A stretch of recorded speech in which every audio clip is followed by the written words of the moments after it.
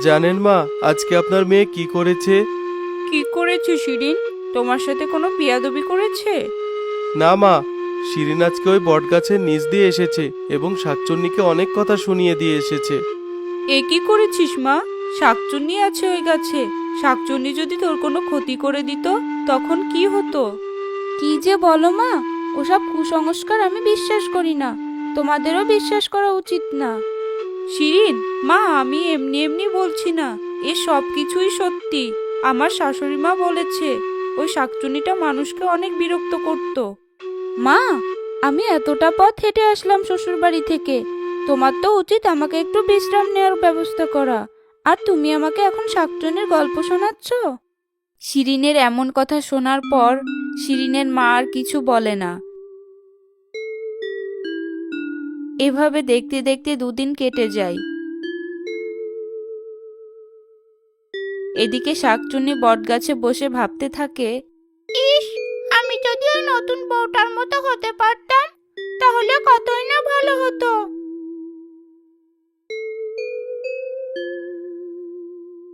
মা, আজকে আমাদের বাড়ি ফিরে যেতে হবে। আমার আবার বাড়িতে অনেক কাজ আছে। এ কি বলছো বাবা? এলে মাত্র সবে দুদিন হলো, আর এখনই তুমি বাড়িতে যেতে চাইছো? আজকে আমাকে বাড়ি ফিরে যেতেই হবে। মা তো এখন বৃদ্ধ হয়ে গেছে, তাই জলপাইয়ের আচার বানানোর কাজে মাকে সাহায্য করতে হয়। কিছুদিন পর আমরা আবার আসব। আচ্ছা বাবা, বেশ। তবে যাওয়ার সময় শিরিনের কথা মতো আবার ওই বটগাছের নিচ দিয়ে যেও না যেন। ঠিক আছে মা, আমরা তাহলে এখন আসি।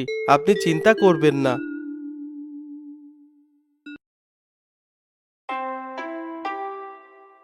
মা কি বললো তুমি শুনলে না? আবার তুমি এই পথ ধরে যাচ্ছ? অযথা এত পথ হাঁটতে ভালো লাগে না আমার। চলো তো, কিছু হবে না। শিরিন রসুলের কথা না শুনেই ওই বটগাছের নিচ দিয়ে যেতে থাকে আর বলতে থাকে, দেখো তো কি হলো, শাকচুন্নি কি আমার কোনো ক্ষতি করেছে?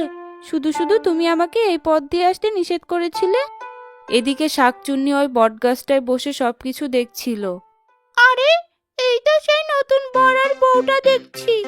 শাকচুন্নি মনে মনে পরিকল্পনা করতে থাকে কিভাবে সে নতুন বউ হবে। হ্যাঁ, আমি বুদ্ধি পেয়েছি। আমি ওই বউটার রূপ ধরে ওদের বাড়িতে নতুন বউ হয়ে থাকবো, সংসার করব।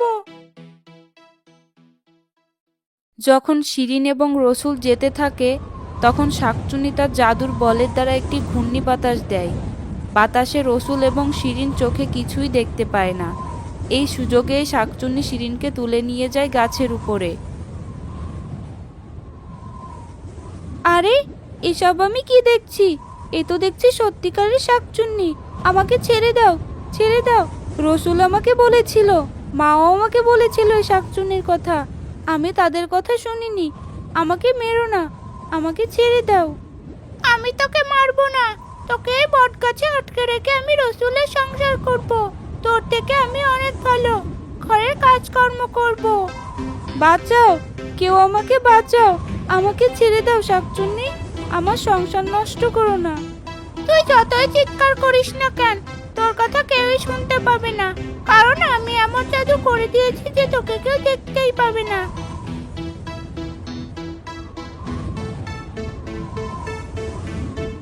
একথা বলে শাকচুন্নি শিরিনের রূপ ধরে এবং ওই ঘূর্ণি বাতাসের মধ্য গিয়ে রসুলের পাশে দাঁড়ায়। কিছু সময়ের মধ্যে বাতাস থেমে যায়।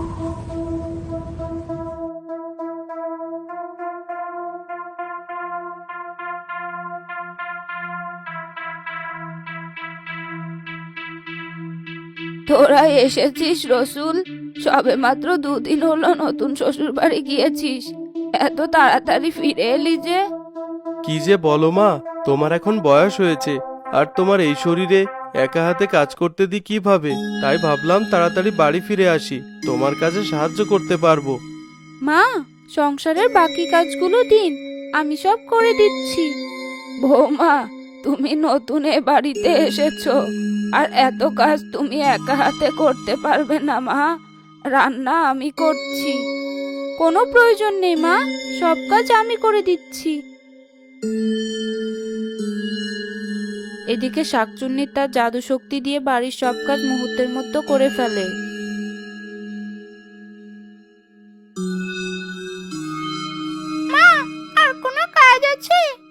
আর কোনো কাজ আছে মানে? এমনিতেই এতগুলো কাজ বৌমা তুমি একা শেষ করতে পারবে না।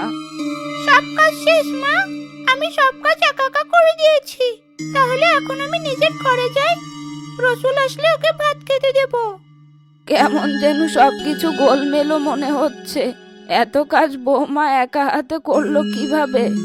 আর তাছাড়া বৌমার মা বলেছে বিয়ের আগে নাকি বৌমা বাড়িতে কোনো কাজ করতো না। কি জানি বাপু।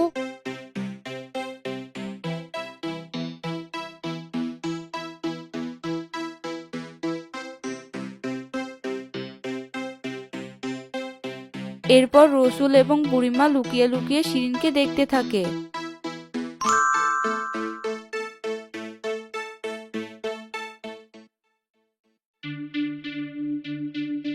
তাই রসুল এবং বুড়িমা গ্রামের এক কবিরাজের কাছে যায় আর সবকিছু খুলে বলে। বুড়িমা, আপনি যা বলছেন মনে হচ্ছে আপনার বৌমার উপর কোনো শাকচুন্নি ভর করেছে। এসব কি বলছেন কবিরাজ মশাই? তার মানে আমরা শাকচুন্নির সাথে এক ঘরে থাকি? এখন উপায়, আমি কিভাবে আমার বউকে ফিরে পাবো? এই পড়া পানিটা শাকচুন্নির গায়ে ছিটিয়ে দিবি। এরপর দেখবি শাকচুন্নির গায়ে জ্বালা পোড়া ধরেছে। তখন বলবি তাদের বাড়ির বউকে এনে দিতে। দেখবি ও তোদের কথা মতো তোদের বউকে এনে দেবে। রসুল এবং বুড়িমা কবিরাজ মশাইয়ের কথা মতো বাড়িতে ফিরে এসে শাকচুন্নির গায়ে ওই মন্ত্র পাঠ করা পানি ছিটিয়ে দেয়। শাকচুন্নি তখন আসল রূপে বেরিয়ে আসে। পানি আমার গায়ে দিও না, আমার গায়ে জ্বালা পোড়া করছে, আমি আর সহ্য করতে পারছি না। ঠিক আছে, এই পানি আর তোর গায়ে ছিটাবো না। আমার বউকে এনে দে, আর তুই চিরদিনের জন্য এখান থেকে চলে যা। বেশ, আমি তোর বউকে এনে দিচ্ছি, আর আমি চলে যাচ্ছি। শাকচুন্নি তার জাদু শক্তি দিয়ে শিরিনকে ওই বটগাছ থেকে নিয়ে আসে। এরপর শাকচুন্নি চলে যায়।